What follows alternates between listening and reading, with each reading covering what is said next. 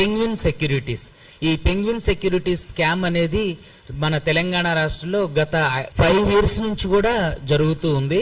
So ఒక్కొక్కటిగా ఏదైతే మంగ్లీ గారి స్కామ్ బయటకు రావడం జరిగిందో దాని తర్వాత ఒక్కొక్కటిగా అనేక రకాలైనటువంటి స్కాములు ఈరోజు బయటకు రావడం జరిగింది. ఎలా అంటే ఈ పెంగ్విన్ సెక్యూరిటీస్కి సంబంధించి బాధితుల దగ్గర మేము ట్రేడింగ్ చేస్తున్నాం.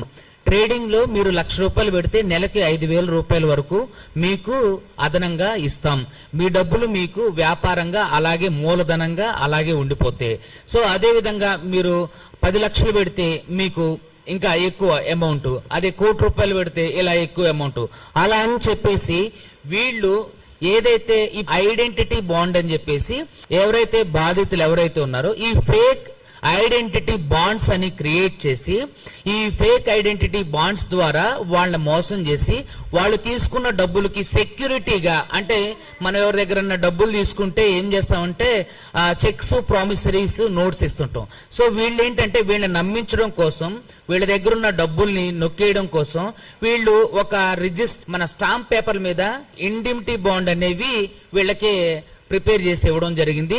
దీంట్లో ఎంత అమౌంట్ తీసుకున్నారు, ఎంత ఇచ్చారు, ఏ డేట్లో ఇచ్చారు, ఇలాంటివన్నీ కూడా. సో ఇలాంటివన్నీ కూడా వీళ్ళకి ఇచ్చి ఎవరైతే ప్రెజరైజ్ చేసి డబ్బులు ఇవ్వకపోగా, అంటే డబ్బులు ఇవ్వట్లేదో వీళ్ళు ఎవరైతే స్కామ్ మొత్తానికి మూలకర్తలో ఈ Wadekar Balaji son of Wadekar Balaram, Girinagar, IDPL, Balanagar. తర్వాత ఈ స్కామ్ లో ఇంకొక మెయిన్ కల్ప్రిట్ ఎవరంటే Tandela Chowdary Swathi, so wife of Chowdary Gangadhar, Alladurg, Medak.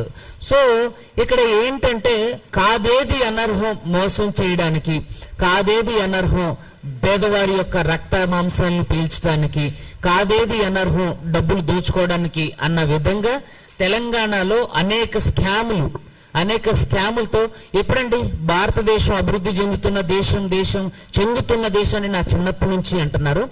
మన రాబోయే తరాలకి కూడా ఇలాంటి స్కాములు జరుగుతుంటే భారతదేశం అభివృద్ధి చెందుతున్న దేశంగానే మనం పరిచయం చేయాల్సి వచ్చే పరిస్థితులు నెలకొన్నాయి. ఇక్కడ మనం చూసుకున్నట్టయితే వీళ్ళ సంబంధించినటువంటి వ్యక్తి ఏదైతే ఈ స్కామ్ ఉందో, ఈ పెంగ్విన్ సెక్యూరిటీ స్కామ్, ఈ వాడేకర్ బాలాజీ కానివ్వండి, తండేల చౌదరి స్వాతి కానివ్వండి, ఎవరైతే చేశారో కోట్లల్లో ఈ స్కామ్ ఏదైతే బాధితుల దగ్గర నుంచి చేశారో వాళ్ళ కుటుంబ సభ్యులను కూడా కోల్పోయి ఆయన ఆత్మహత్య చేసుకోవడం జరిగింది.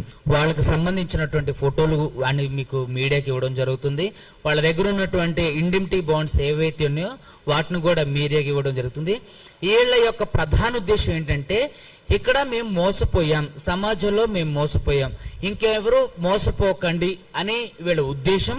రెండోది ఏంటంటే ఇక్కడ వీళ్ళకి జరిగినటువంటి అన్యాయం ఏదైతే ఉందో అది ప్రభుత్వం దృష్టికి వెళ్ళాలని, ప్రజాక్షేత్రంలోకి వెళ్ళాలని, దాని ద్వారా ఎవరు మోసపోకుండా ఉంటారని, అదేవిధంగా వీళ్ళకి తెలంగాణ రాష్ట్ర ప్రభుత్వం ఖచ్చితంగా న్యాయం చేస్తుందనే ఒక నమ్మకంతో వీళ్ళు ఈ మీడియా ముందుకు రావడం జరిగిందండి.